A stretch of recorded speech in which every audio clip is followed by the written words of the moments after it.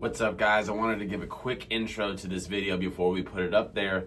We are giving you everything in this video. This is over an hour and a half of content exclusively on the buttons and functions within Xactimate Mobile. We put everything in there. You could say on this video we're kind of giving it all away. I just wanted to let you know that we do have an online class. When you do watch this video, just know that there is about 8 or 9 more hours of content within our online class.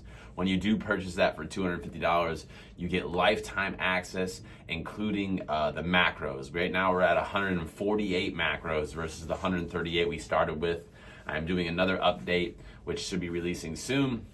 And we should get up to about 160 macros. So watch this video from start to finish. If you are a new adjuster trying to get into mobile, there's everything in this video that you need. If you were like me when you first started out, I was broke, I had no money. If I had this video that I'm about to post here, it would have made things a lot easier for me. Watch this video, repeat the steps. Watch the video, repeat the steps. Watch the video, repeat the steps. Keep going with it over and over until you want to puke and you're sick of hearing my voice. So, because I know I am. God dang. So, all right, y'all. Thank you for watching. Go check out that video now. It's about to start for you guys. And we also, just to let you know, we also offer a mentorship program. You can get on that and be trained by me exclusively. Right now, we have 9 people in the January and February classes. We're going to be opening up the admission again on February 20th. Good stuff coming from that mentorship program. We're going to get these guys and girls out the door, get them on the roster, get them running claims, whatever they want to do in life. We're here to help them, and I can help you too. So thanks a lot.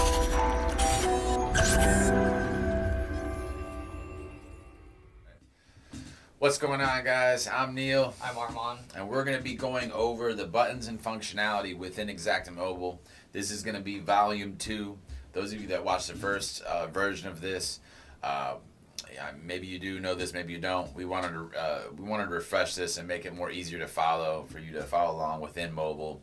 I'm going to give you easier examples, kind of get more direct to the point here, and not get sidetracked on many of the things that we usually get sidetracked on throughout these videos. Better studio, better audio quality, so we just wanted to refresh this for you and give you guys that updated buttons and functionality tutorial. Alright, so let's get the screen recording going here. Because there has been some new things that came out as far as the photo taking. You guys know that have been with us from the beginning, you know that we fought hard for the Bluetooth clicker, the Chubby Buttons 2.0 to actually work within, it's up there in the desk, but it's okay, work within the mobile app. We got that to actually finally happen, so now we can show you that. And here we go. So we already showed you in earlier videos the options tab over here, so I'm not going to go through that really too much at all here. We're going to just show you mainly in this corner area. Now I'm using a mouse, so kind of bear with me. I'm a lot quicker with my finger, but I'm going to use this mouse just so you guys can kind of follow along and see this little cursor on the screen. So what we're going to do first is we're going to start a room. This is the sketch tab. So you see I just click that once to activate it. I click it a second time, it opens up all of my options here below. Of course, whatever I click on, whatever logo I click on, it's going to change to that logo. So just kind of be conscious of that. Say if I come over here into this flat roof, and it's right now it's, you know, this regular gable roof, I click on a Dutch hip roof. Jeez, whole friggin' finger thing. Better with the fingers. Delete that. Now the icon changes to a Dutch hip roof. So just be conscious whenever you do change one of these things. You know, you're looking for your square break tool and you change it to a wall. It's now going to be that wall logo there. So in the beginning when I first started out, that kind of confused me at times. I couldn't find my square break tool, or I couldn't find my Vertex tool because I switched it to something earlier. So familiarize yourself with those different buttons and functionality within each icon, because these are the tools that you're going to use the most. But anyways, to get back to the sketch, we'll go to the basic sketch room. This is what I use the most. This is where I make my money. This is where Armand spends his time as well. Yep. This is how you sketch your rooms. Correct. Yeah. We're not really, the next, not to jump to the next icon, but the Sketch AR, if you're here to get training on that, I'm not your guy. We're not your guys for that. We just messed with it again just a little bit ago because we dove back into it and we realized that they did make some updates. It is a little more friendlier. But they've been telling us that they're incorporating AI, or at least Armand. Armand has regular meetings with them a little more often than I do. And they've been saying that they want to try to incorporate within the camera function of the Sketch AR to be able to not only detect all of the pieces of the room, but as soon as it starts seeing damage on a certain area, it's going to be able to detect, okay, this is damaged compared to the rest of the good drywall, and already know the square footage that it needs to remove, replace, if it's popcorn texture, knockdown texture, and it'll already apply it into your estimate with the correct line items without you having to even do anything. So, unfortunately, it's coming for our jobs, but it's only going to make it easier for us. Yeah, that's funny. Here's the buttons and functionality video. Here's also a look into the future. A heads up into. I don't know what the future for adjusting is going to look like. You're always going to need that human touch on there because nothing's going to beat the touching, not to get off topic, but touching the walls, touching the roof, feeling it. Nothing's going to beat the senses of a human being. So for those of you that think our job's going to get taken, yes, I do think they're going to get easier, but I think it's going to create a lane for those of you, those that are around me, heard me say this often before. That's why I think getting your skills up and getting those credentials up is going to be so much more important. I do think it will turn into a feast or famine kind of industry, which it already is kind of like that, but I think it's going to be more so, where if you don't have the credentials and the experience, it's going to be hard to make a lot of money in this industry as an independent, because further this advances when that comes out, I wouldn't be surprised if a lot of folks go to staff positions versus the independent, and just has them go in and just scan with their iPad. Excuse me. We have the Matterport 3S. I mean, they're probably working on a version now that is probably doing the same thing. I'm not going to be surprised at all in the slightest if they're already working on it, or if they already have it completed and they're about to release it. So, anyways, not to get off topic, it's coming for us. But that's why learning these tools and learning these tactics and getting your credentials up, networking is so important. Anyways, continuing along. Sketch AR, it's great. We did not like it. We did this office right here, and we were looking at each other. We're like, wow, this is pretty advanced. It was pretty nice. Yeah, it was detecting the windows, the televisions, the desks. Yeah, it detected the TVs. It was crazy, and that was the function that I haven't seen before. The AI being integrated with it and recognizing certain things. It was pretty awesome. The problem is when I went to another room. That's when I do not like it. Connecting the two rooms was a little bit difficult to me. And there's probably some of you that probably fly through that. I think it's easier to use a disto. I would bet a lot of money that the disto is faster. I mean,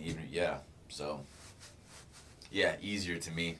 And you're not having to do everything. Like if you're only writing for continuous flooring into the next room, you're not really having to mark up windows and doors and all that stuff. Sometimes ceiling heights don't even matter in those situations. If you're just doing continuous flooring, and you don't have to affect the baseboard and paint a wall or anything like that. So it's easier to do the disto and kind of pick your poison as far as knowing the beast you're dealing with, the loss you're dealing with, and adapting to that loss.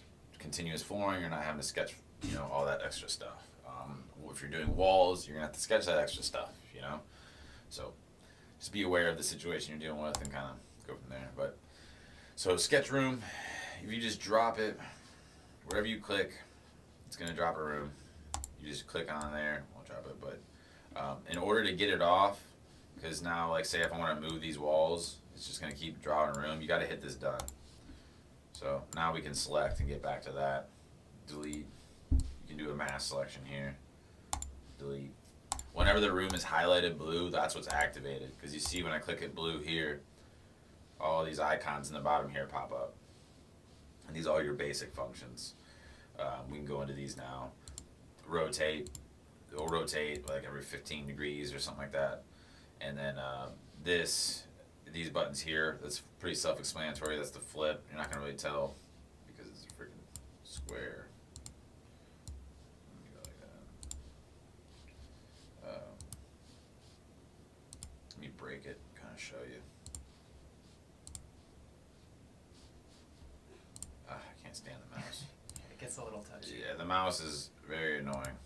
Just showing a break really quick, just to show you that when you flip it, see, flips it like that, you couldn't tell what the square room I had. Flips it that way. Okay. This next function on the bottom here is great, and this is the new one. Yep. This is why we're doing all this change, this little camera function here. Because now the process has changed. That's why we're redoing all these videos. It got even faster, which is pretty wild to say. So now you're going to go into a room instead of taking those photos first. So whatever you did, if you sketch the room first and then take your photos, now you're going to 100% of the time sketch the room first because of this button function down here and because the chubby buttons are now working within the app. So we're going to go into this, click here, and now that's going to take pictures for that room.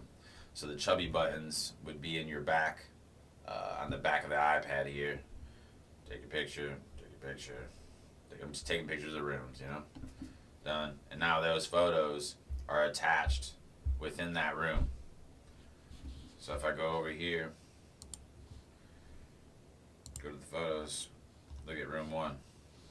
Right here, it's already in that room. That is the best way to organize and the best way to operate, because now wherever you move that room within your estimate items, you know, that's where those photos are going to go. And a lot of times these carriers, they want, well, it's just any estimate you write really in general. It doesn't even have to be for carriers, for contractors, anything. You want the photos to go in order with the estimate. So, you know, if I'm looking at the first couple photos of your photo report, living room, and then I go to your estimate and it's the bedroom, that's kind of hard to, I know it's not hard for most people, but you got to make it very easy to navigate because that's what, you know, people really look for and carriers really look for. And if it's your client, same thing, just making it easier for them, you know, not having to, if you're doing 40, 50 of these a day, like file reviewers are doing, making it easy for them. They're going to remember that and they're going to want to use you in the future. So a good way to keep everything organized. Say we name this, I keep wanting to touch things. I just click on this little bottom settings tab down here, name, we'll say, oh geez, I clicked out of my finger, sorry.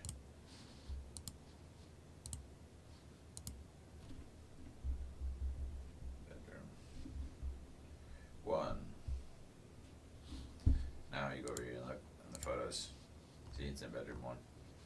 Already ready for you. Alright.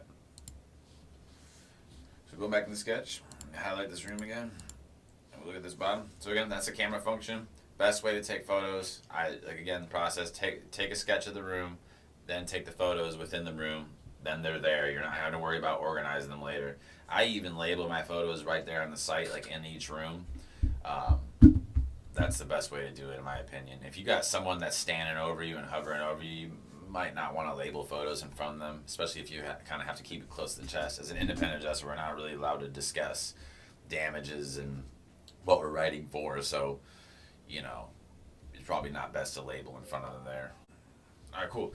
So now to the next icon down here, we're gonna go to the copy feature. You see this right here. This just can copy the room. So tap and drag to paste.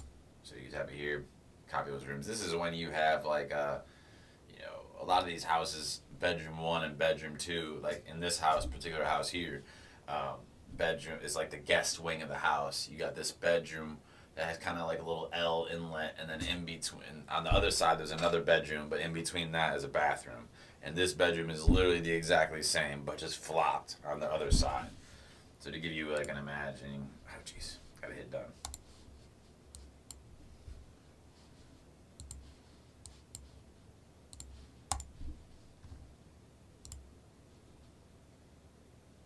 So say, we'll square break this here.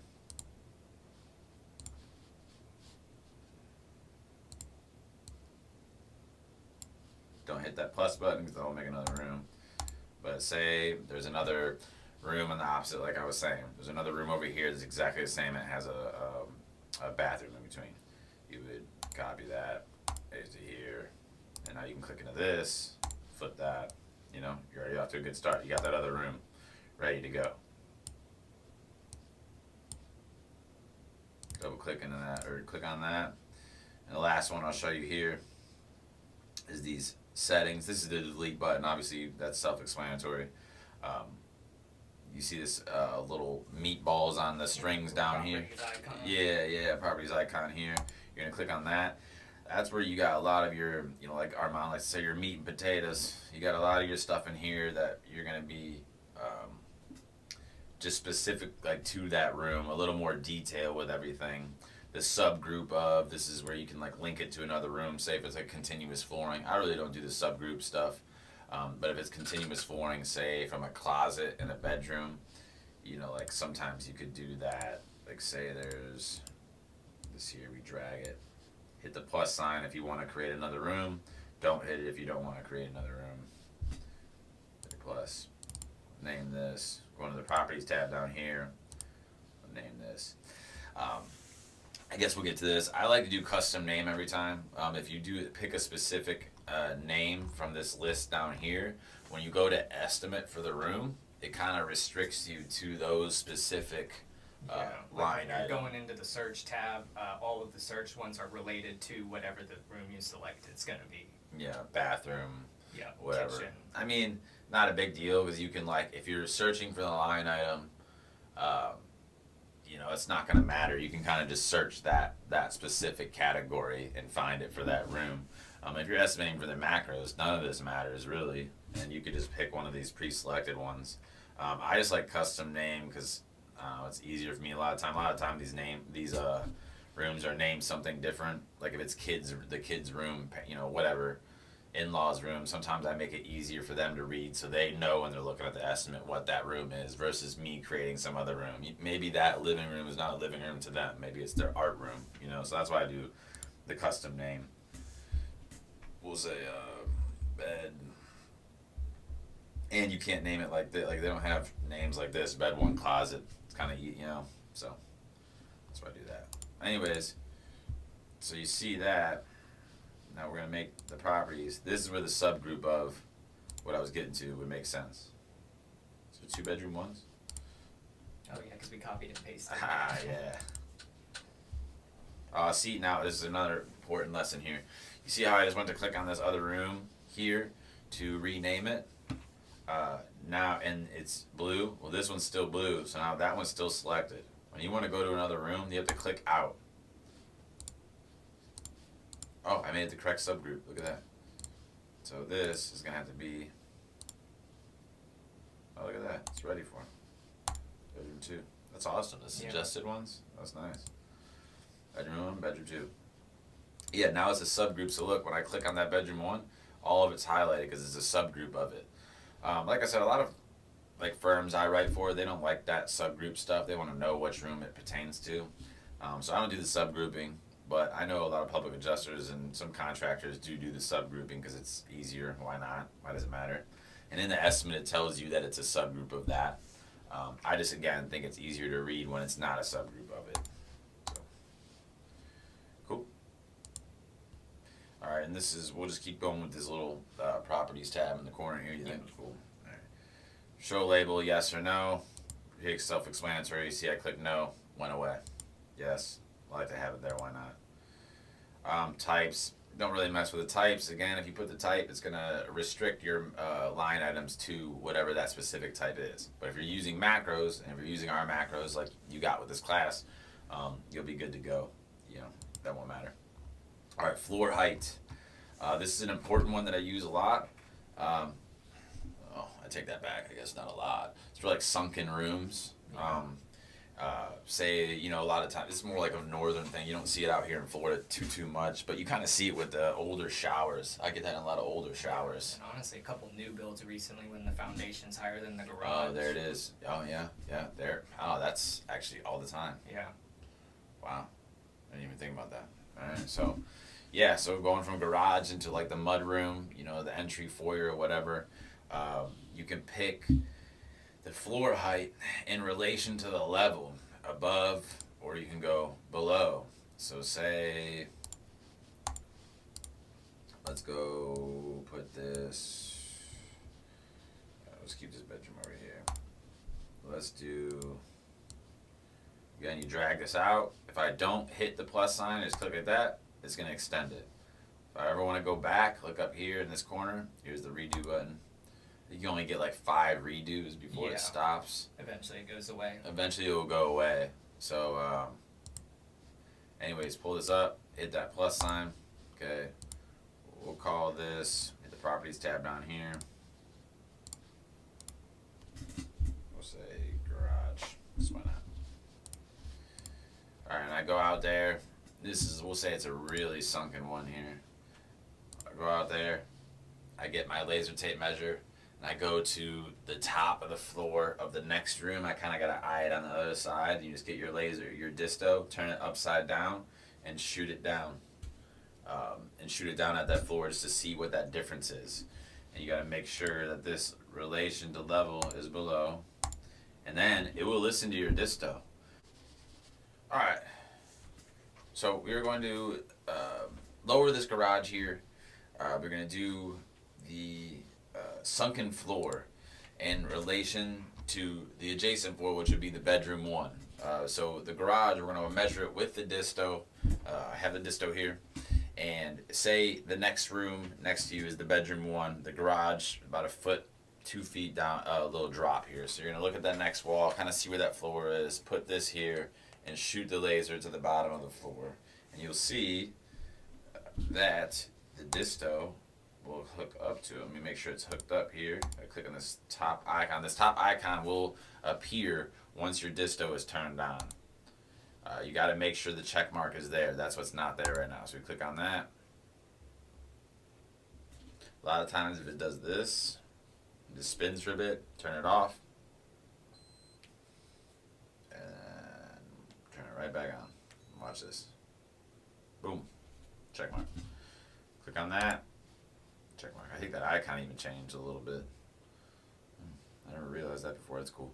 So yeah, now it's connected. So now we can go back into that garage settings down here. Properties.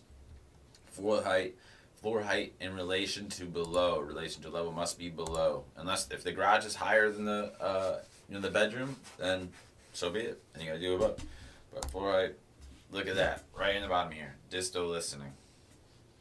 Now, I do believe that they did not change this yet. Say the floor is here in the next level. I'm on the opposite side of the wall. I'm like standing in the doorway. Kind of look at both of them. You can kneel down. All right, we'll say it's about right here. Okay, so it still does that. So you see when I shot it, it's at 1 foot, 1.17. Should change this too to, you can change it to like the actual inches. Oh, okay. And, yeah, a little cleaner. All right, so shoot it down. And then once you do that, you see that the measurement didn't come here, but it came down here. So just be conscious of that. Hasn't been fixed yet, but that's how it works when you do the disto. I don't care if you're measuring the wall length, wall height, whatever it is. It's not going to pop up here in this little Rolodex thing. It's going to pop up right down here. So just be conscious of that. Okay? Now, relation below. So now, if I go here, go to that 3D model. Look at that. Now the next thing you're going to have to do though in that next room is you're going to make sure to measure that because you see this little difference in ceiling height. You're going to have to make sure to measure that ceiling height to get it. Maybe the ceiling is lower than the bedroom, but just make sure you're conscious of that too. So go back to the settings.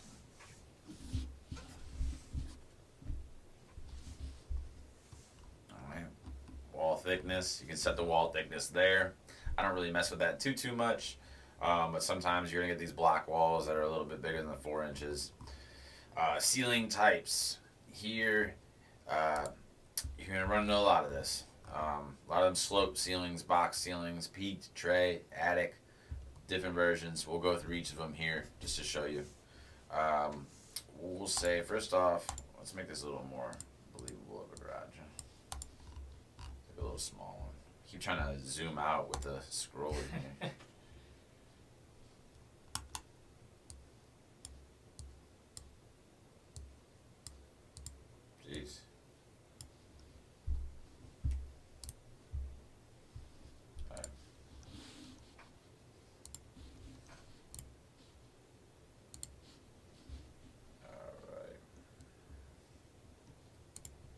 So I put sloped. See, different settings will pop up there. And now you look at that, it's showing that it's sloped. Okay. Go back into that. Let me do something really quick. I want to show you guys. This is very important. This is to get the direction of the slope correct. He has the arrow here. You see this little thing down here, this little icon that popped up. You hit that. That's how you move it around. But when you first apply the sloped ceiling, it's not going to pop up there. Hold on, so let me show you what I'm talking about. So box. Okay. Go back in here. You don't see that icon, correct? So I click in this.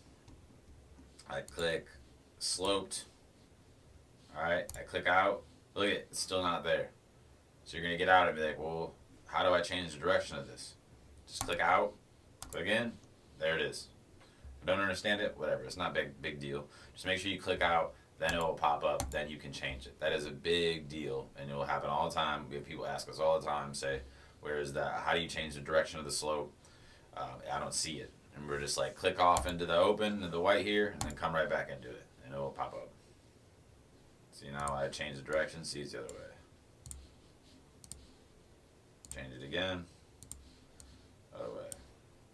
Cool. Alright. Go to the next thing. Let me show you the measuring it.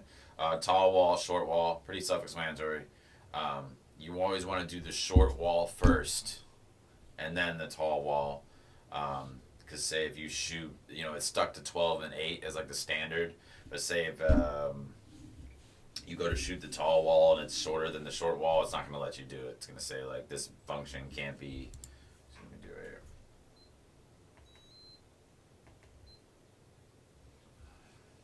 Oh, you're mine. You're using yours. I got my disto right. So there it is. Tall wall must not be less than short wall height. See? So just do the short wall first. Make this a little crazy one, huh? It's gonna be like 5 footer. See, again, does not come in the Rolodex. It comes down here in the short wall, tall wall. Again, popped up below. Salam alaikum. Alright, click that. Click out. Open that 3D model. Look at that. It's like a Hobbit house. A Hobbit garage. Alright. Go back into that. Alright, next one. Peaked. Alright, so peaked can be tricky for certain people. The part that gets people stuck a lot is the distance to peak, but I'm going to go through each of them. Same thing, semi-self-explanatory, but I'm going to explain it to you. So, tall wall, short wall is still there. A lot of times those are going to be the same height. So again, just do the short wall first. Again, if it's the same height, it doesn't matter. Just start with the short wall first so it doesn't throw off your measurements. Do the short wall, tall wall. Let's do this one. I'm sure you want to shoot that real quick from the floor. And then just, perfect, short one. Alright. Actually, shoot a real one. Shoot it from the floor. And then stay there, because you're going to do 2. Please. Oh, must not be, look at that. Short wall is about to be taller than the tall wall. Of course. Now do it, so sorry. Alright. Ready for short wall? Alright. Now, peak height. Shoot that from, let me see that. Pretend that we're going to the peak. I'm just trying to get the furthest distance here. Peak height, 14 feet. That's a hell of a peak. Alright, now the distance to peak is stuck at this 411. What this is, I click out, you're going to see, it's right in the middle, so that's dead center. You can do a couple things. So with the distance of the room, you can just do the calculations and divide it by 2. Sometimes, I see it a lot of times in Florida, you'll have a peak ceiling that's not perfectly like centered. The peak is not in the center of the room. It's off to the side because a lot of times in Florida homes, I don't know how it is elsewhere, you get these peak ceilings and it runs through the whole common area. So then they'll just put these different rooms. So in the kitchen, you might just get a slope of that peak. which in our interior videos we'll show you how we do that. But you just get a slope of that peak, and then in the living room right next to it, that's actually peaked, but maybe the peak is about 8 feet from the wall on one side and then 14 feet from the wall on the other side. So how you measure that is the distance from peak is, you'll click that setting, you'll go to the distance from peak, it's distal listening. What I'll do is I'll go in the middle of or go to the peak in the room, and I'll kind of eye it. I kind of like hold it at my chest here. Yeah, it might be an inch or two off, but it's damn close. So just kind of eye it up. Make sure I shoot at something. Shoot it. That's that. Oh, not really a big representation of that. Was it not listening to it? Yeah. Huh. Oh, because it's too big. It doesn't want to do it because it's not realistic. There's not that much room within that room. It was trying to shoot 12 feet, and it's only an 8-foot wall room. That's why it wasn't working, guys. See, 7. Now it's going to work. Sorry about that. You get what I'm saying? Yeah. Yeah. I shot a 12-foot measurement, only an 8-foot wall, so that's why it wouldn't work there for a second. See, I just shot that right here. Now look at that. Peak is all the way over here now. Now look, this is going to look crazy. But you guys get the idea. We can make that more reasonable here, just for the sake of our, let's put that to like 4. Distance to peak, see? I'm going to 3D model. Like a chapel garage now with the sunken floor. Alright. Cool. To move around on the screen, you guys see me moving around on the screen like this. If you look at the camera here, that's just 2 fingers on the screen, moving it around. I don't think you can do it with a mouse. I don't know why you'd be using a mouse on your iPad anyways, unless you're like in your vehicle, like closing up the file, and you're kind of, because this mouse here can jump between my computer and my iPad, has different Bluetooth functions. I just click it and go 1 through 3. So I can control the computer, jump over to this. So maybe that's when you'll use it, but if you want to pan around the screen, 2 fingers, zoom in and out. That's the best way to do it. Alright. You see, I think there's another ceiling for us to go through. Yeah, Tray. Oh, and attic. So, tray ceiling. You see these all the time. In Florida especially. Oh, it's not going to show the ceiling. Sorry. I have to, how the heck do I do that? My settings. You can view ceilings here. Ceiling surfaces. There. Now you can see it in the 3D mount. That's what a tray ceiling looks like. You see these in Florida all the time. I'm sure you see them everywhere in older homes. And you can change those different measurements here. Ceiling height, tray height. That's the distance from the actual ceiling to that opening in the middle, what that difference is. So you'd have to kind of probably get up on a ladder and kind of shoot your disto tape measure from what the actual ceiling is to that tray ceiling. Distance to recess, again, the distance up here, how far over does it go? As you see in this 3D model here, how it ramps. It ramps right there to the ceiling. That's what they're asking, the distance to recess. If it's 1 foot or if it's 0. A lot of time in Florida, you'll get to 0. It's just straight up and down, then it goes over. I'll show you here. Sometimes you see those elements. So we'll set this to 0. Cool. Now you see, straight line there. 3D model. That's what I'm talking about. That's the distance to recess. So again, if there is a slant, you'd be up on a ladder, maybe kind of shooting that, whatever. But a lot of times it's going to be this. Alright.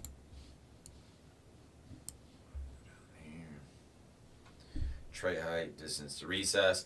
Distance to recess is going to be the outer box around that tray. So what you will say 3 feet. Just for this. And look, it was disto listening again. So is this mine? Yep. It's listening again. 3.5. So you can again get up that ladder. But again, if you can you kind of stand under a lot of this stuff and just eye it. I mean, you're going to be within an inch or 2. It's not, unless you got really bad eyesight, but you should be good. You click out and show you that. Oh, The room can't. The room can't do that. That guy broke its brain. Hold on. This is a recess. Let's do something a little more reasonable. 2, 3. I think that will work. Barely. Oh, wow. You guys get what I'm saying there, so.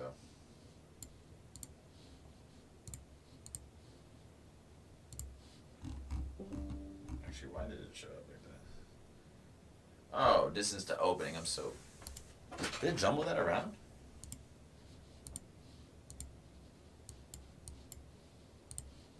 I must have clicked on the wrong one. I'm so sorry. The distance to opening. That's the ceiling before it gets to that actual tray. I was measuring the entire wrong one. That's why I didn't work it. See, that's what I was trying to do the whole time. I'm so sorry. So now that's this space of the ceiling. So you got all your different measurements in there that you can use and possibly would need for that tray ceiling. Sometimes you see that little tray right in the middle there, and you'll see those lights within that. Moving on. We had the attic ceiling that we were working on before it kicked us out. This stuff you see in attics mainly. It's like a gambrel roof kind of. Again, pretty self-explanatory with the measurements. You're not going to run into that too much.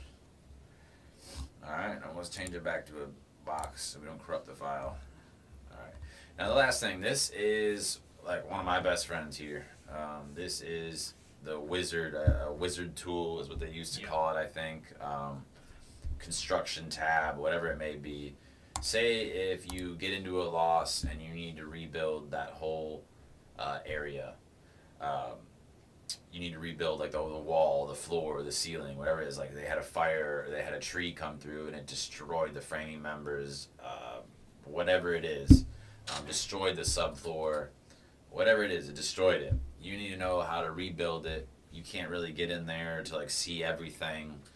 You don't know exactly, how much, linear foot of 2x4s or 2x6s or 2x8s were used. This will do it all for you, dummy proof. It's incredible. But there's some little workarounds with it where I'll let you know about, because when you apply these, it's going to add the line items to your estimate for you.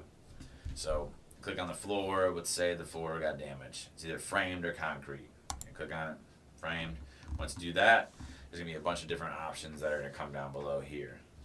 Now, I'm not going to get into technical, construction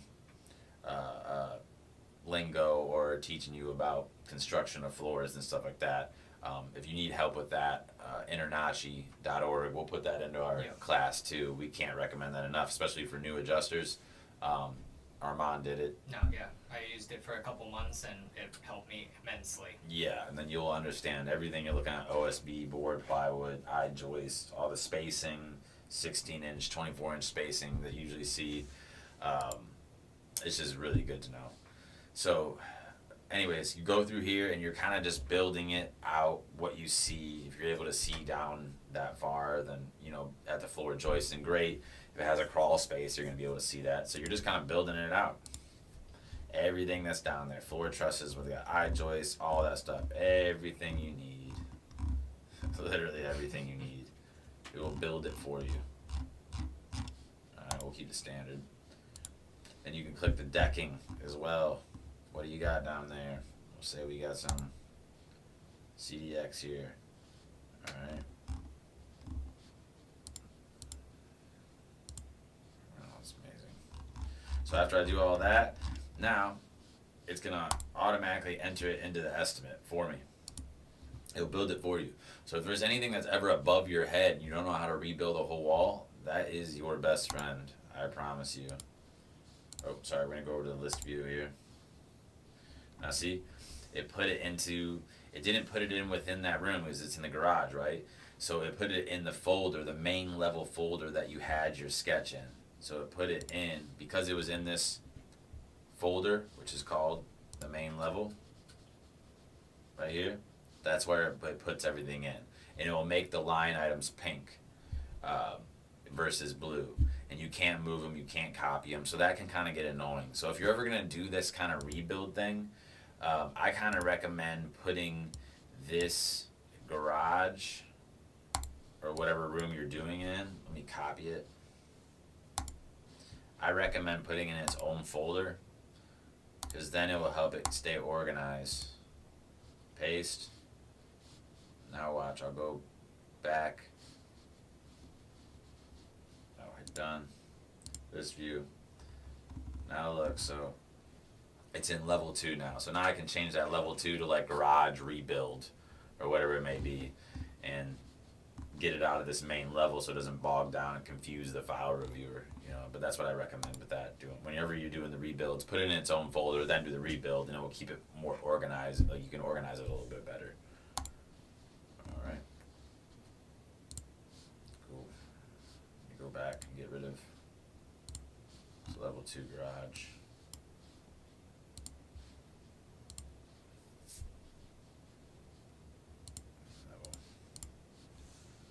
Alright, going back into that, the properties tab, going below, frame, let's get rid of all that. Wall, same thing. Frame, concrete, CMU, it's the blocks poured, we'll framed again. Same thing again. You're just counting stuff up. Wall sheathing, what do they got going on? Everything, you know, it'll rebuild it for you to the T, exactly what is needed. Close, go back to this list view again in this bottom corner, that's the icon I keep clicking. You can click between the list view or sketch.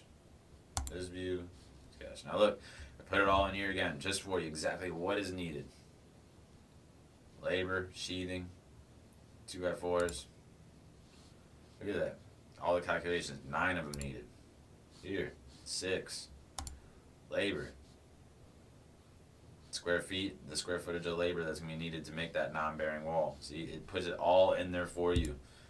And you send this in, especially if you're newer and you send this into a carrier or whoever, not, you know, if you don't know what you're doing, you at least got some backup to help you look like you know what you're doing. But that's where, again, the internachi.org comes in.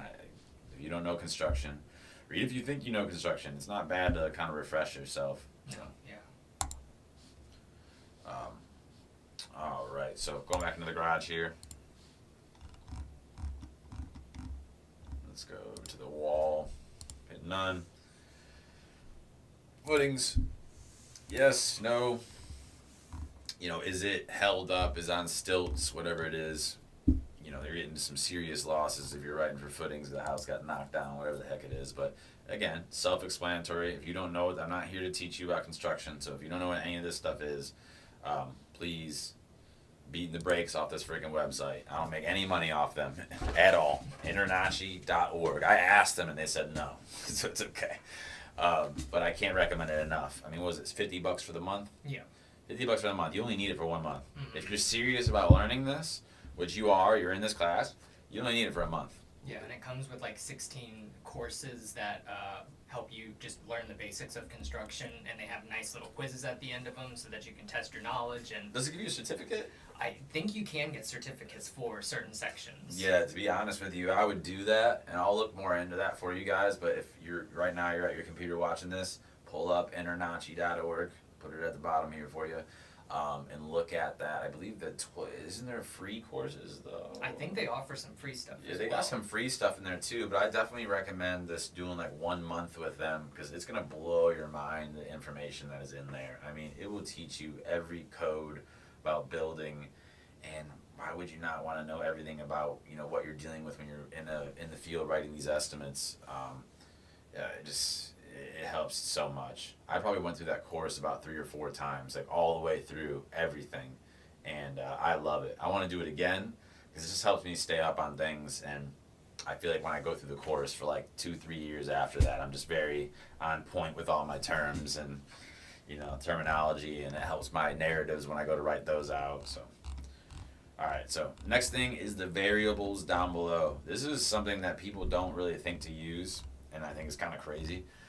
They're always like, well, how do I know how much square foot is in here and here and here? I'm like, dude, you're already in there. Just scroll down, and then right there, then you can kind of do manual little math problems, you know, there. But look at that. Perimeter flooring, 31.17. So if you need to figure out something, you can have like a little notepad or you can have your phone. I use all my notes. I take all my notes on my iPhone, so I'll have an iPad note set up. And my wife does all my scheduling. She puts every job into an iPad note. Do you do this anymore? Or you're all Route X? Route X. Yeah, Route X is pretty amazing. You can do all the notes in there. And I think they even added to how many notes you can put in, by the way. But anyways, I'll go to that iPad note and I'll be on that job and I'll just be dropping. If you don't believe me, look. Look at that. I got it all, dude. So anytime I'm in a job, I'll have that up and I'll be like, say I have my iPad in my hand, I'll have my phone like sitting right here on my arm and I'll just drop a note here for whatever. Or do a calculation. Like, all right, I got, 31.17 perimeter flooring. I got to do a 2-foot flood cut, 2 times 31.17. And enter all that in. Square yards. I don't know why you ever know that, but it is what it is. Cool. Look at it, give you the volume. Wow. That's amazing. Anyways, that's it for the for the properties tab within here. Next thing I just want you guys to know is that you can click individual walls to get measurements. Let me see if that worked. Look at that. So say you want to know the square foot of one wall surface. You can click on it. Click on the properties tab down here. And now look, right here. Square foot, 61. So say if you got to, like some carriers and some firms that require you, I prefer, I gotta watch what I say here. I prefer doing 2 coats to every single wall. But there is firms and carriers and that will want you to do 2 coats to the damaged wall, 1 coat to the remainder of the wall. There's some carriers that they don't mind. They do 2 coats to all walls. That's primarily what I deal with. Armand, he does the same thing. He's more attorney based, but he does 2 coats to all the walls. If some carriers will want you to only texture that one wall. Like if you get a machine texture, you get knockdown texture, and honestly, this is for everything too. We both write like this no matter what side of the fence we're on. But if you have a knockdown texture wall, you got to skim coat that entire wall and then reapply the knockdown texture. Or what if, God forbid, you had popcorn texture on the wall? I think I've seen that before. Old homes, yeah, popcorn texture on the wall. Well, you gotta say you had a 4 square feet of popcorn wall damaged. You gotta replace that. Well, you gotta scrape the rest of the wall and then reapply a skim coat or primer, then the skim coat, then the popcorn texture to the whole wall. Well, I need to know what the square footage of that wall is. This is the way to do that. You click on that one wall, put on here, square footage, 61. So now I remember that, 61. All right, now when I go into my macro, I can, or in my line items, which he's going to show you line items and macros in a bit. We're going to get there. Then I can put that 61, or, paint the walls 2 coats and then minus 61 square feet because that is the wall that I'm about to do, whatever to. So that's a great way to understand that. And I believe, which I know we haven't gotten there yet, let me jump to the windows. I believe, let's see, you might put that window there. I think the wall's selected. Look at that, dude. Oh, man, come on. Look at that square footage there. Oh, I see what we did. Come on, man. 48.69. So if your preferences are set correctly, which you want to do that on that desktop, you want to set the, when there is, a lot of carriers, they'll be like, if there's more than 32 square foot of window or door openings, then they want it deducted. You can set your preferences to where it's like 32 square foot or more of openings, then start deducting it. I set it to 0. Because let's just be honest, like, if there's a 40, or a 20 square foot freaking window on the wall, like, why would I write to paint that? So I deduct it from 0. Anything greater than 0 square feet, I deduct from, no matter who I write for. Even if the carrier says 32 or more, I'm still doing 0 or more because I don't know. Why not keep it honest there? So it took it out of there, 48.69. Again, to clarify, make sure you set your preferences on your desktop. I think we have a video for that. I think so. Yeah, just go through your preferences in your desktop, and I think you can even do it within the mobile tab here as well. up in here in these preferences, but just set it all to 0. Actually, no, you can within these preferences. So, anyways, going on linear feet, you go get that 7.71. You got everything you need. All right. So, keep me on track here. I'm on next. Damn, I'm still up here, huh? Yeah. Dimension rooms. Yep. Doing good. I told you guys we're going more detail on this one. No, every button's getting clicked. Every button's getting clicked this time. We just watched the video and we just really wanted to expand on this, so that's why we're doing this. All right, dimension rooms. I don't use these ever. Do you? No. Yeah, never, ever, ever. But it's not bad. New people, you can. You see the different versions or different options you have. It's not terrible. I would use it like if you have a 1-room loss. I see no problem using this. But it's just so much easier to freaking just shoot it with the freaking disto, dude. But again, I don't see any problem with this. Just going around the room and measuring these different things out. Let's do one, huh? Let's click on the name. What do we want to name this? Office. Bedroom small. Look at the freaking AI is kind of Working its magic. That's nice. I like that. Look at this. All right, different measurements. Armand, want to measure our office out? Yeah. So this is going to be measurement A. So yeah, it's going to be that whole one. You see that, guys? 13.6. He's going around shooting them. All right. Thank you, Armand. We're going to go to B. B is going to be the doorway. Look at that. Teaming it. C, you already guessed it. Nice. People are going to realize how small our studio is right now. All right, D is, yes, you guessed it again. And then height, brief.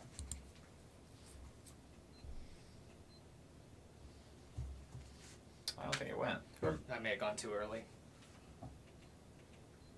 Perfect. It should have been 8. I shouldn't even have done anything. All right, cool. And honestly, it's a good way to for beginners to follow a direction instead of jumping between the walls. Yeah. It's a good way to learn that to go honestly, around the room. Yeah, that's honestly a really good idea or a really good point there, Armand. Is if you're trying to learn how to go about measuring the room, that's a good way to teach you. The one thing I will say, which I'll show you on the screen instead of just kind of describing it here, well, I'll do both. But all right, you see how it said I hit add, and look, it just added it right here. That's our office. If I were to do it from how we're looking at it, this is it. We got the big table that we're sitting at right now is right here. Parrot Key sign is behind us is right here. Computer desk with the freaking 40,000 monitors are right here. Doorway right here.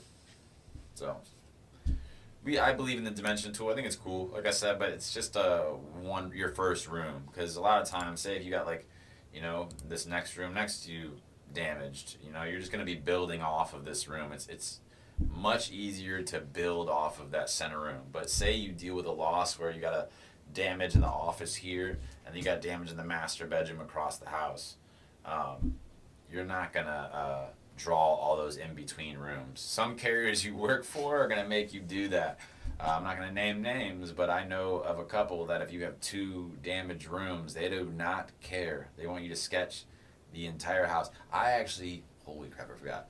Adjuster told me a story that if there's 1 damaged room, they do not care. They want the whole house sketched. That's miserable. Yeah, dude. Especially if you have a big complex house. Oh my gosh. Just for 1 room. Because that turns the whole churn and burn method of, which I know people don't, or carriers and firms don't want to hear churn and burn, but that's what you try to do. You try to just get through them as fast as possible, efficiently as possible, and the best, with the highest standards, so you can just keep getting work and just blowing everyone out of the water. That allows you to not do it. But anyways, a lot of times I just build off this room. That's why I don't really do dimensional ever. I don't recommend it. Newbies, go for it. So, all right, to go into the next thing, let me get rid of this bedroom because I just want it out of there. We'll add it over here. I'll just leave it its own thing, because I'm going to build off this office now and show you guys the braking tool. We're gonna get into the fun stuff now, which I guess we're showing the roof at the end, huh? Yeah. All right, so let's jump to Windows. Windows. Sorry for the mic or the mouse, guys. It's freaking makes it such a pain. All right, so you got all the different ones. What is this? I gotta keep it on there. All right. The mouse is terrible. Yeah. Fingers way easier to deal with. Do not do the mouse. So you're gonna pick the different windows that you want. A lot of times it's gonna be standard. The window AR, I haven't really messed with that too much. I played with it around a little bit. You just measure the window and then it'll give you the actual size. Then you can drop it anywhere you want on that wall. Again, your disto is just fine. Grab that standard. No, that makes no sense. There's no window there. I'm gonna do what this room is actually like. We got a window right here, and it's 4 foot. Remember, hit done. So now we go into this 3D here. There's that window. Go back into 2D. Say we want to measure it. Click on here. Once I click on that window, see the different options again. Flip it. Measurements. I think they said that they fixed this in the last update. So if you guys watched my last buttons and functionality, we always recommended that to get the measurements for the windows to go into the properties tab and do it here because it messed it up a lot. There's another way to do it, and it's right here, and it's okay, but honestly, I'm going to direct you guys away from this because you can do the width and height right here. Let me back up. The reason there was an issue before is if you did the width first and then the height second. You can go watch this in our old video because it's still going to be up there. Yeah, it would shoot, it would jump the height measurement into the width. So you got a door that's 6'7", you know, and then you do the width. And once you back out of that door or out of that window, all of a sudden the door jumps to 6'7" wide. I don't understand. And it was only because you did it within here. They did do a patch and they fixed it, but the reason I'm still going to direct you away from this is it doesn't give you the base height. For those of you that don't know what the base height is, that is the distance from the bottom of the window to the floor. Every single one is different majority of the time. In Florida, we got the, you know, even in a couple other states, you got the windows that go all the way down to the damn floor in the front, you know, entrance. You got windows in bathrooms where the base height is probably, you know, up here and it's only like a foot window, you know. So you're gonna run different options. Why add more clicks to it and do it here? I say don't use this, and I say go into your settings here and do all your measurements here. Base height, all disto listening. Again, here was due. Oh, this is. Oh, Hey, it's a window, dude. All right, so on the bottom here.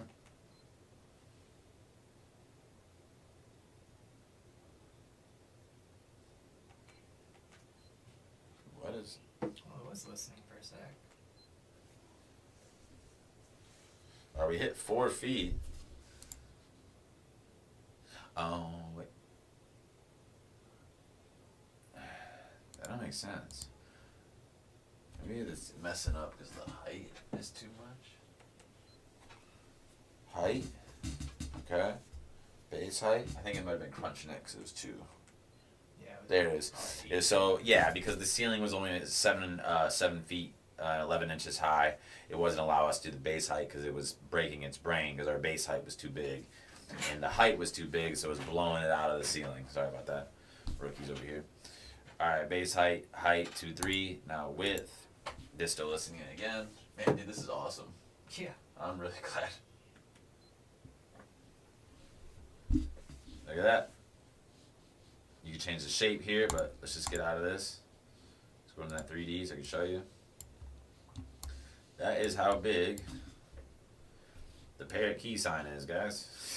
Comparison to the wall. Yeah. That's really funny.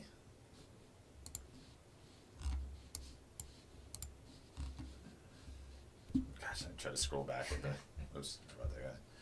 Alright, so that's that window. Okay. Go back into this window. Still some more to show. Now, a lot of times when you go into these rooms, there's going to be a copy, or every window is going to be the same. So you can hit this copy, tap and drag to paste, and we can just go around the room and just drop these. Get those 2-foot windows everywhere. Why, you know? Yeah. Oh, it's a good time to show you the undo button.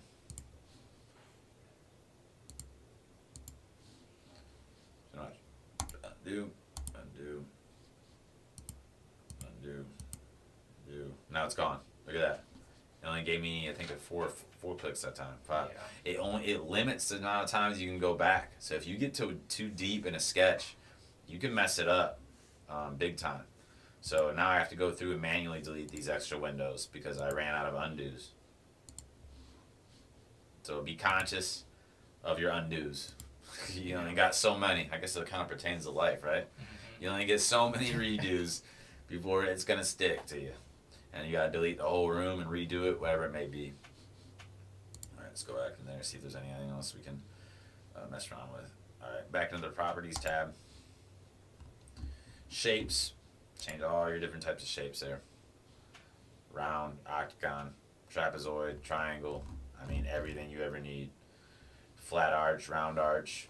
Good thing to show you guys is because a lot of times you'll get these windows where you'll get a window right here. Oh man. Done. Make sure you hit done. Let's make the height like 2 feet. Okay. See that? Cool.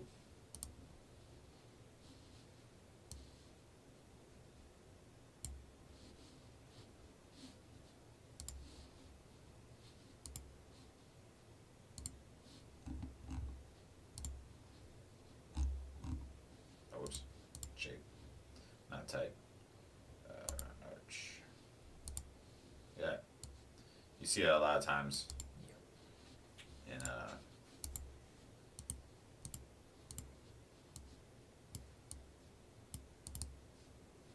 but you can move it from there and try to draw 3D. But you get what I'm saying.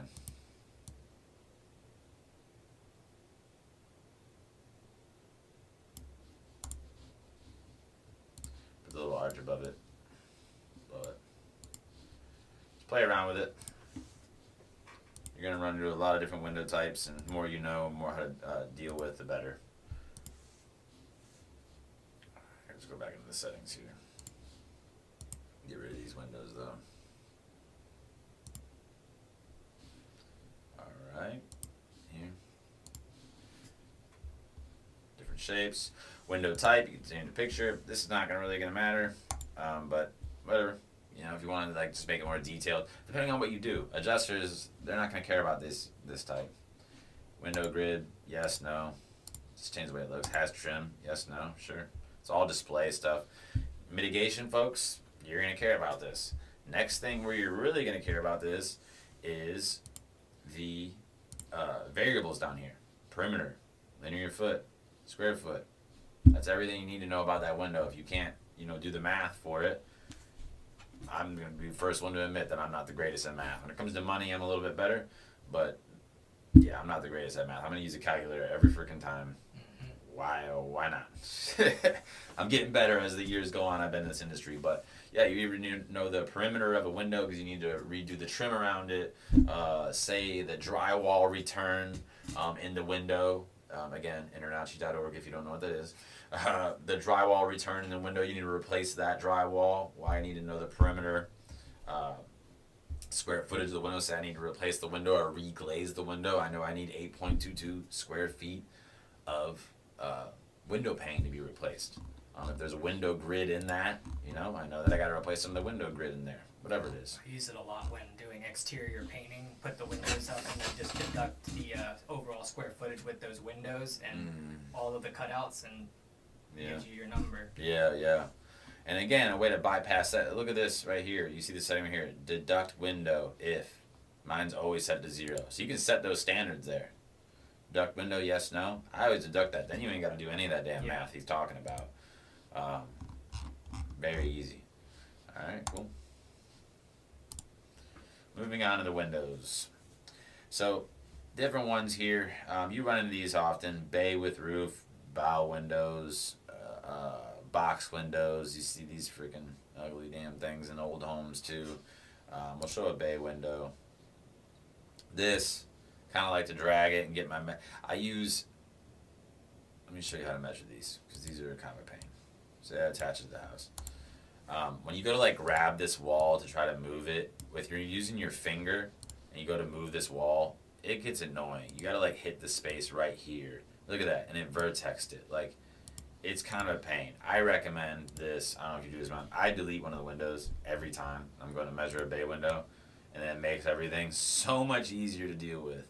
And sometimes when I gotta measure this one too, I'll even delete this window, but it's working now. You know? Jeez.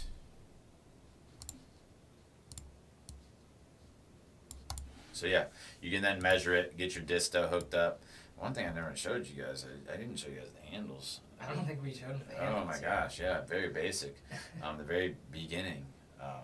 These handles is how you activate the disto and get that measurement put in there. That's a huge deal about with all of this. So yeah, activate that, and then you can go ahead and measure. I'm gonna go straight to it. And then you want to click that box there. I can't believe we didn't talk about that. Yeah. That's crazy, guys. I'm so sorry. This is the main, every movement you do. So see how it dropped this little cursor here and gave you that? You click on that, and it will go to what your disto just shot. Say I want to measure the front of this bay window here. Again, which side do I want to measure? I want to measure this wall. See how it puts an arrow there? Or do I want to measure this space to this space? Because this space might work out. Now I can get that measurement from opening to opening on that outside. Got it there. Okay. Now say I want to. Oops. You can do a couple ways. You go like this as well. Measure this wall. Move this toggle though. It's a very important thing. Yep. Outside, inside. So you go to do this and you shoot that inside wall, you're gonna mess it up because the outside wall is longer than the inside there. So make sure you switch to that. That goes to it. There. Add the window.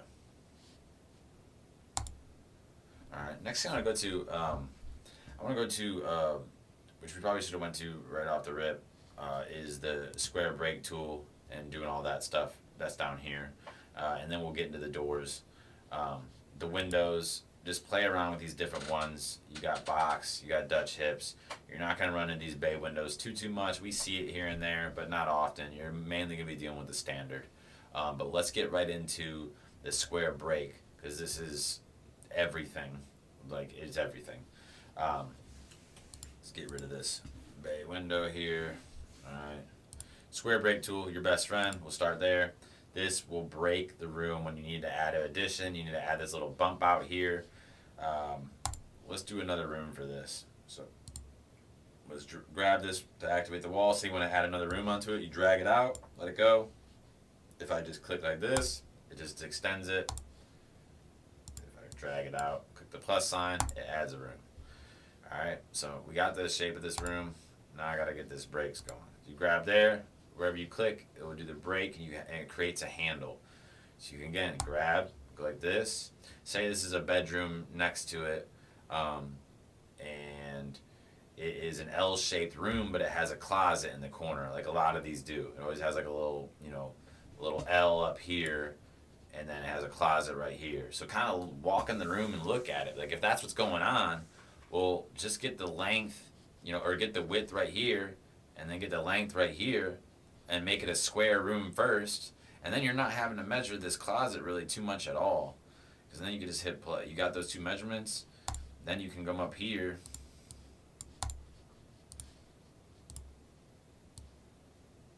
hit that plus, there's that closet. Now I can come right here, hit whatever. If I want to go in the closet, perfect. If not, I go right here. Again, remember to hit this toggle. Right now it's trying to measure this outside wall. Toggle.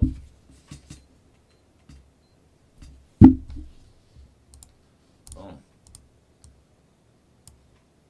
Again, now I can stay on the outside wall. I was just standing right here in the doorway, shooting this measurement to this measurement here. Now I just rotate and I put my disto on the end of the wall right here and shoot this. Oh, closet made.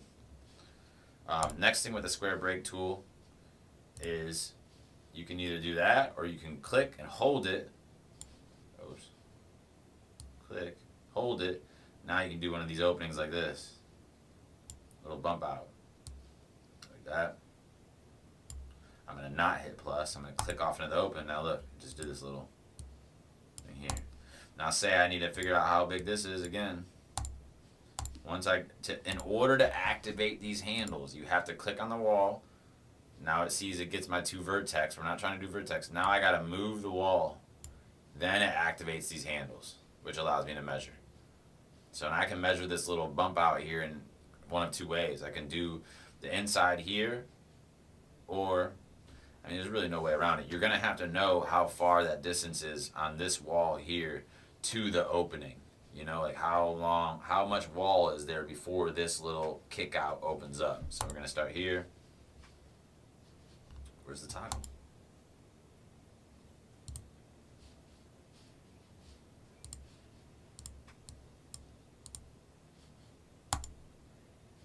Very odd, huh? Yeah. Saying it's the same. 4242. Alright. And then. Weird, huh?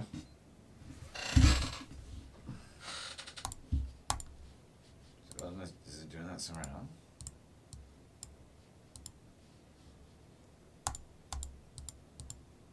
You're able to switch there. Yeah.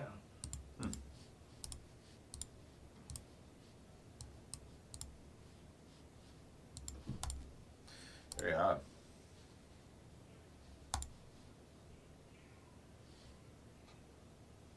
That's interesting. Yeah, for some reason it's not showing the toggle in this room. I'm not exactly sure why. It should be right here. And it's showing the same measurement. Alright, man. As long as it keeps working. Yeah, it is what it is. Alright, moving on. Alright, next one is the wall feature. Do you think we need to show anything more with the break? Or are we good? I think that should, yeah. Okay, cool. Because we added the closet. Yeah, so let me show you guys. So we'll add this here. We'll keep that there. Let's do a little bump out down here, guys, and hit the plus sign. And let's do, and please be following along with this if you're not. Let's make like a kitchen over here.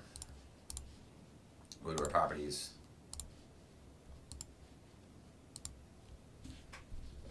Keyboard.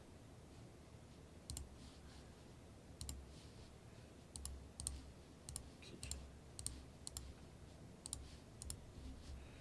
Okay, now let's go in here into wall button. So this is to make free floating walls. I used to measure or draw my rooms like this. I would just go around and like measure each one. It's back when I didn't know what I was doing, and it was terrible. I would literally do rooms like this all the time. And when you do it like that for every single room, like in the beginning you're like, well, this makes sense. But when you start adding more rooms, it like won't create a room sometimes. So I don't recommend doing it that way, but it can be done. The reason I use these walls is for like half walls or floating walls that are sometimes in these rooms. You see, so you gotta click and hold. With your finger, you would be touching it with your finger, touching the wall and dragging it like that. Okay.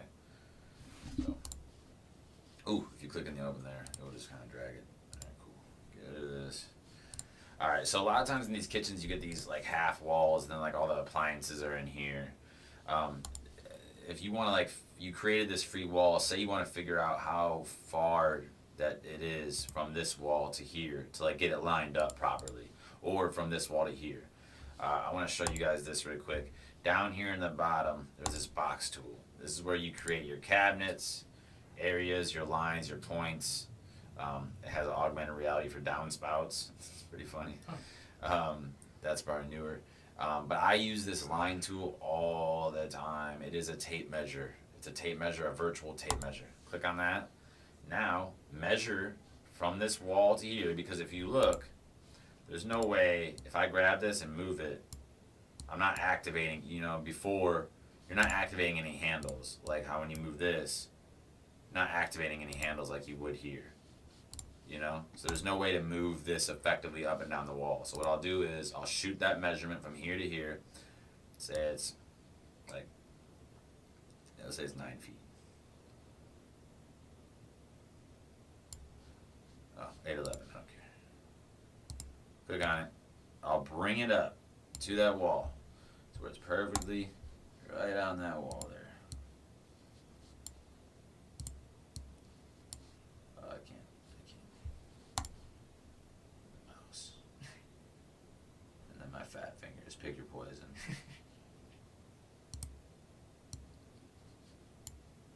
Oh. Alright, get it right on that wall. 9-foot line now. Alright? So now I can drag this wall and literally bring it, you see right up on that line. Yeah. It's your tape measure. Okay. For the sake of this, let's not make that kitchen that small in this example. Bring it to like 5'11". Okay, so now I can move this wall, because I'm gonna make a kitchen over here for you guys. Now I know. There's your cheat code for your tape measure. When you see my estimates, like file reviews and CMS, they see these green lines everywhere. Because I'm always measuring stuff out that that I don't want to put on this system. Because there's certain things you got to do. Alright, so got that measurement out. Now back to this wall here. I dropped that wall. A lot of times you see this. You see a kitchen that has a wall right here. And then all of a sudden it has, let's go up to here. It has another wall. But a half wall here, about right there. Okay, you look at the 3D model. That's a full wall. That's not a half wall. Well, how do we do it? So we click on this wall right here. This is when we want to make a half wall. I go into the settings. Now, a couple of things you could do. You can do the wall construction thing, like we were talking about, the wizard tool. You can build it out. What I'm trying to show you is how to make a half wall. So what you're going to do is down here it says missing end to end, yes or no. You have to first make it go away. Hit yes, it's gone. Okay, now that gives you some other options. See, when I did it, it gets rid of them. When I do it, or when I add it, it gives you some options. So we're going to go to the opening base height here. And we're going to click on this, and this is going to be a lot of times in these kitchens, you're gonna have that half wall be about 3 feet tall, right? And then the cabinets are right on the other side, so we need to measure that. So what I'll do again is I'll walk up to these cabinets, I'll click this opening base height, disto's listening. Opening base height, I put it at the very top of the wall, that half wall, shoot it. 3.7.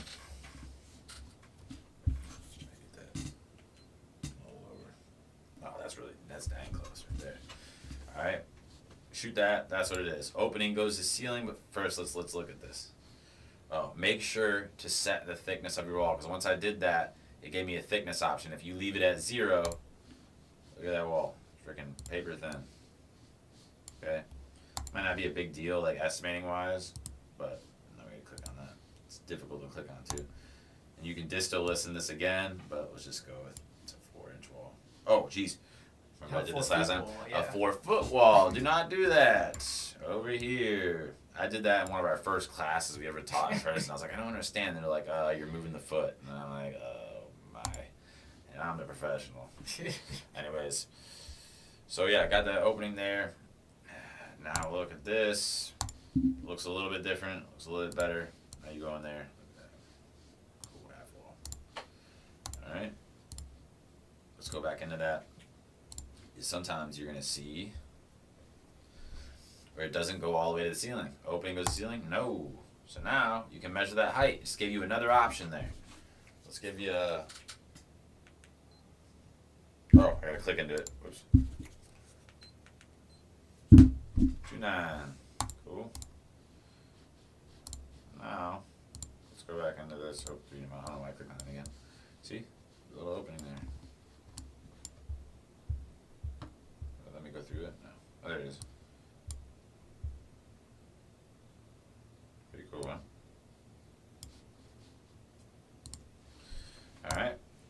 say you have like a little, on this too, you want to do a little opening that has the same thing. You can do this here. And if you want to know the trickier kitchen ones are, we have an interior video that you guys probably seen before that really goes into this kitchen stuff and even shows you some crazy tricks like how to beat the system, how to beat the Xactimate Mobile system to do things that you want to get it to do. I'm not going to go in detail on that, but there's some cut up kitchens in this world that you're going to need to know how to sketch, and that's why we recommend watching that video, which we're going to expand on that as well. So, all right, cool. Going to the next thing now, we're going to drop, let's go to, continue on with these. The Vertex tool, touch on that? Nope. All right, cool. So Vertex tool is awesome. You can create a vertex anywhere within the room. We'll say, trying to think about where I want to do one. Let's do it right here off this little. Let's do it right here. We can add a vertex anywhere, and then now it's a free-flowing room. It will move in like 15-degree increments, I believe is what it is, or you can drop it. And if you click and hold it, now it's free. Now you can move it wherever the heck you want. If you got a like wonky little corner, say it's like that. I've seen crazier builds, so you can do different things. Vertex tool. The Vertex tool will also work on like cabinets, boxes. That's how you kind of get all that together. It'll work on a lot of different things. Which I'll show you that when we get into the box down here. Because when we go to create cabinets and stuff, sometimes you got to move these corners, and in order to do that, like say click this, hold it, again, same physics for it. You can freely move it to fit more complex cabinetry in. If you just click it and just move it, again, it's going to snap. So another helpful one, not to jump ahead, but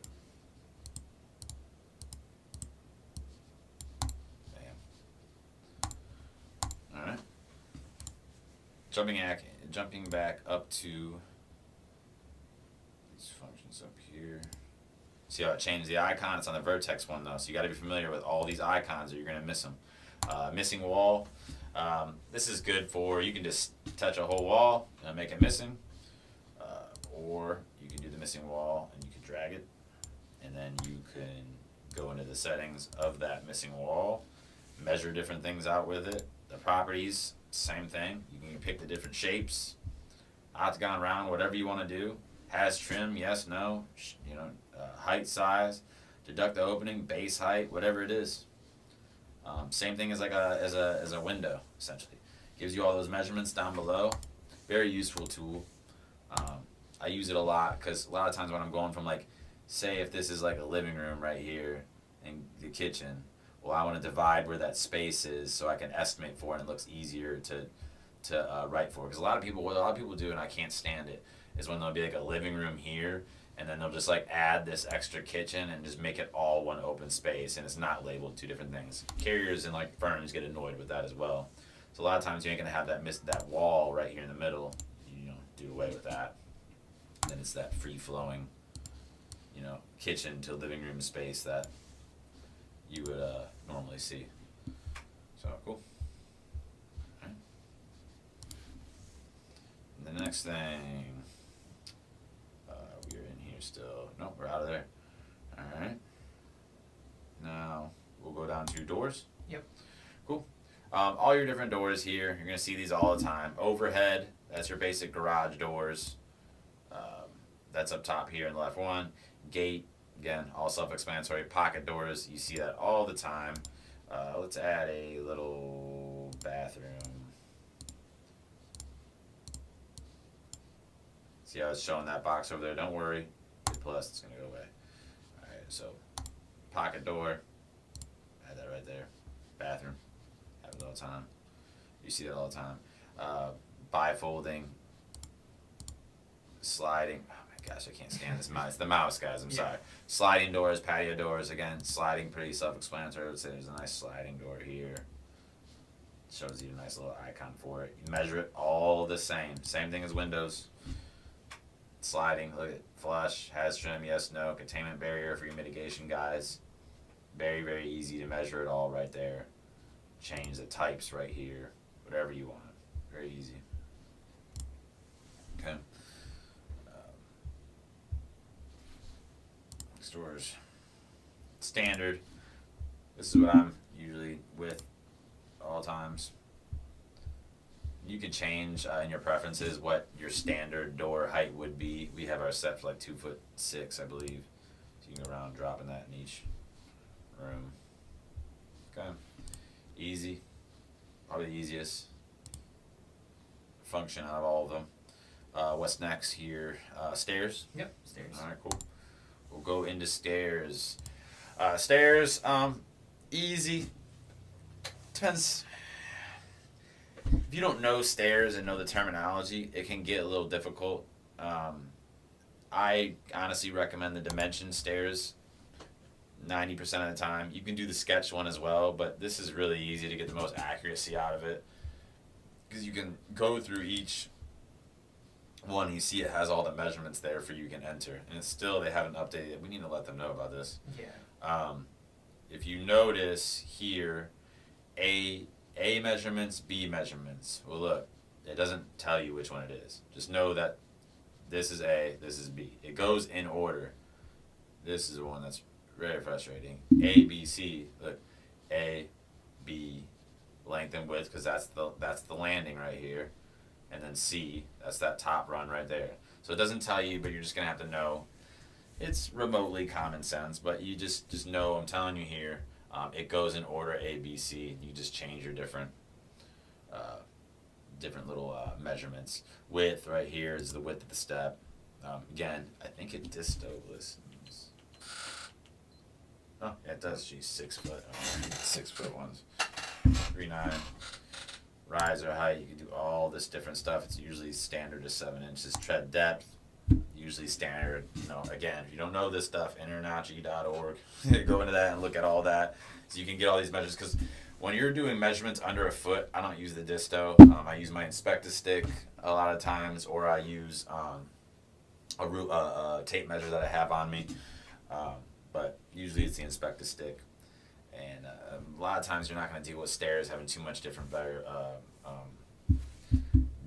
measurements. Usually they're all pretty standard because we have to follow certain guidelines for people to get up them and down them. So number of risers, again, you're just counting how many steps going up. 10. Oh, clicked out of it. Oh, whoops. I clicked out into the opening. There's a lesson for you. Do not click out in the opening. Nope. Which one was I doing? U-shaped. This one? Okay, Yep. so yeah. Number of risers. Yep. Alright, 10. Do not click out. Look in here. If you click out in this opening, it's gone. Length, we'll say 8. Width, this is the landing. So imagine measuring this. You start at the bottom here at A. You're measuring. You're just counting the steps going up. All right. Now I walk up these steps to B. Now I'm measuring the length and width of this. All right. I got that. Now I'm counting the steps going up 6. If I have all these set right here, none of this mattered. All that from there on out, I'm just counting steps and measuring landings. All right. So now how many risers on the last one? Say 12. Make it ridiculous. All right. Now add. Look at that. Put it there for us. Perfect. Alright, 3D model. Let's see it all. You want to get in the detail of it. I'm not going to go into that, into the buttons and functions here. That's more on the interior stuff and the new videos we're about to shoot. But you can change different wall. You can make these missing, make these balustrades. You can, balustrade handrail height. I think in our extended learning section we have a specific video for sketching that exact staircase. There it is. There you go. Because you can make these. Yeah, I'm not gonna bog us down with this. We're already doing well with it. Just go to that video there, and it'll teach you more about dealing with staircases. 'Cause that's a whole nother beast, and you really got to practice it and get good at it. All right. Now, anything else? Oh, sketching staircase. Fences, decks. Yeah, I didn't do this regular sketch one though first. Okay. Sketching one, again, I don't really mess with these too much. They're pretty easy to deal with. I don't know why it's snapping it over there. I didn't even click there. What the? Could have something to do with the mouse. Yeah. I'm a lot quicker, guys. Just this freaking mouse is. You can drag it here and count your steps, and it'll put a landing, and you can keep going here and click on the open. There you go. And then you can get into your measurements there. You could do it this way and then kind of manipulate it from there, but just play around with it because it's very finicky. You got to click it first, and then and then drag. Hold on. So you click and drag. Drag. Do a click and then do a second click, then drag, and you'll do your steps. And then when you let go again, now it's the landing. And you click again and you're measuring the landing. Out, in, whatever it may be. It's a little finicky, but you'll get it. There. And I click again. I'm not a fan. I'd rather just dimension it, build it out in the open, and then drag it in. If I gotta do it that way, then I'll do it. How we just showed you there, like in here, it is what it is. But a lot of time I'm doing the dimension and then building from there. And a lot of times if you're going up into the second level, you know, say you got continuous paint from this office that was damaged and it's going up into the second level, a lot of times like I'll associate the second level staircase with that next sketch. Like I'll come up here into the corner, these things, I'll go to my level 2, level 1, see it's above it, and then I'll draw my room and go in from that, you know, and include the paint with that, like,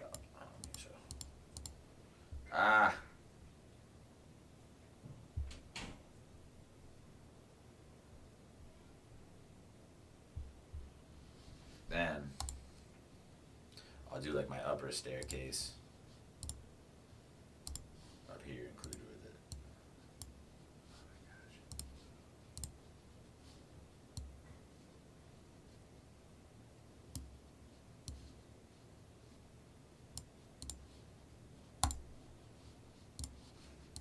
You know, then I'll do my staircase like included, my continuous paint included in with that. Not to fry your guys' brains, but cool. Again, dimension them. That's what I recommend you do. Yep.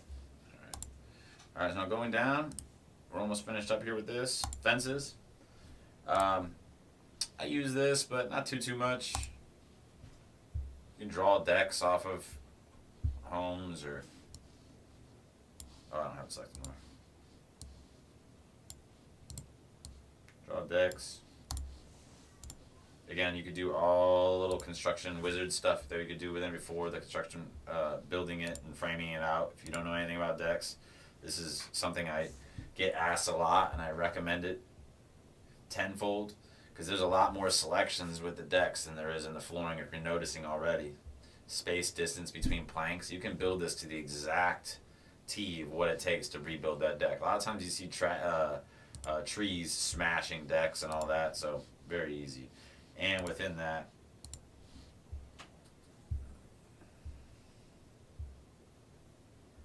what's the variables on? Sorry, before I make it done. Cool.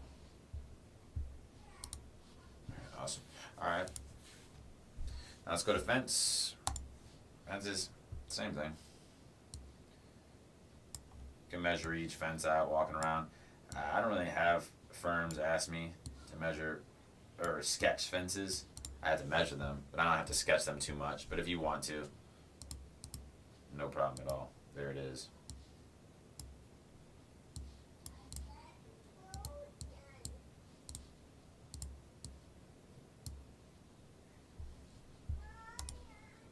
How do you, here we go, measure, here it is. That's the measuring. So you get your start right at the bottom of the corner there. Let me show that one more time. So I click on that fence, measure, select which part of the wall you want to adjust. Say I'm standing out here and I'm shooting it, or say I'm standing over here, this end, and I'm shooting it to this fence here. grab there, shoot it. We'll do maybe a small fence. Cool. You can just go around and measure your fences, build them in. Again, self-explanatory. Say I want to do this one now. Activate. Grab that. Break this down here. Shoot that again. This is a room I'm measuring, so everything's going to be much smaller, but you guys get what we're doing. So, easy enough. Alright, and then now we're getting into the volume, right? Yep. Alright, this one is done, used a lot. Kitchen, bathroom. We'll do it in this bathroom really quick. The line tool, I already showed you guys about that. That's my tape measure. It's a cheat code. Volume is what you're going to use the most. Just get it in there at first. Say there's a vanity here. I'll sit in the room and I'll kind of get my measurements. I'm like, all right, I always know it's going to be 2 feet, from the wall. That's what most cabinets are. Now I just got to get that width of this vanity. 4.47, we'll say. Yeah, that's too big for the room. We'll say 3 feet. I know it's 2. Here. Alright, I'll click in this. You go in your settings here. Distance from 4. Oh, that's just if it's raised. Here, look at this. Behavior. Remove square foot behind. I have them all set to yes, but you can just kind of go through and click your different things. Remove the carping. Below it, yes, because if you're adding for flooring in there and you don't see the flooring run underneath that vanity, you got to click for that to remove it. If you see it running underneath it, then you put no. But you can also take care of that with remove square foot area under block floor. You can also click no there too. Alright. So height, I do this a lot. See, it's at 3 feet because that's what your standard block is. It's set for cabinets, vanities, all that stuff. See, look at here. See, that block's in there now. Showers is where I use these for the most.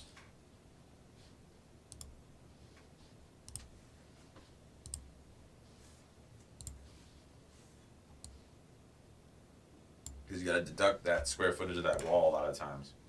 So you just have all those presets set to deducting the square foot, and you can measure the height, and it will listen to the disto. So I'll be in the shower, and I'll put the disto to the top of the tile line and shoot it down.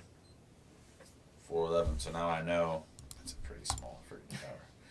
Now I know, it's set that height, and that's how much of the wall is going to be tile. You know what I'm saying? And I think that is it for my part, folks. Couple more, things are on the top here we can go into real quick. Those are your different folders. You can add a different sketch, add another level to it. At levels when you want to go up or you want to go down. Another sketch is just a whole other sketch entirely. Like you have a separate area like a garage that also has multiple levels. Well, you don't want that within the same sketch of your main dwelling sketch. You can do that there. Creating a new sketch also is great for when we were doing the wizard stuff. You want to keep it organized. You want to get it in its own folder. Because if you do it all, say if I do that construction wizard to this kitchen and I got all this other stuff going on in there, well now at the beginning of the estimate you're going to have all those pink line items. They're not going to know what it's pertaining to. Which will show you examples of that. It was in our last video. Yeah. We'll have it in here, I'm sure, on the screen for you guys to see. So going to the settings here. This is just different views. You can do exact scope. Not going to really go into that too much. That's more of like your fans, your air scrubbers, saturation stuff, washer dryers. If you want to make the freaking estimate look pretty, you can put all this stuff in, but you're just wasting time and money. If they don't require you to do it, and why are you doing it? Mitigation, guys, you're going to need that stuff. Dehumidifiers, air scrubbers, stuff like that. We don't really get into too much of that. We may do it in the future, but right now, that's not us. You're going to be in the sketch. Annotation's a good one. If you want to annotate your file, again, why are you note-taking on your, if you're drawing things out on a notepad, that's kind of a waste of time. You can just use this annotation and really get everything you need right here. Let this be your note-taking because it's going to show up in your sketch anyways. Damage to the floor. Fire started here. Oh, it's red too, look at that. Alright, fire started here, and I get a little arrow. I can select the color. Say it started right there at the band. You don't know why. Why not? Circles. You know, circle the whole area out. If you're doing like moisture mapping, you know, you can go into these squares. Ugh, this mouse is terrible. Moisture mapping, you know, mapping that out area out here, you know, and you could say moisture here. I know it's going to fire, but you get what I'm saying.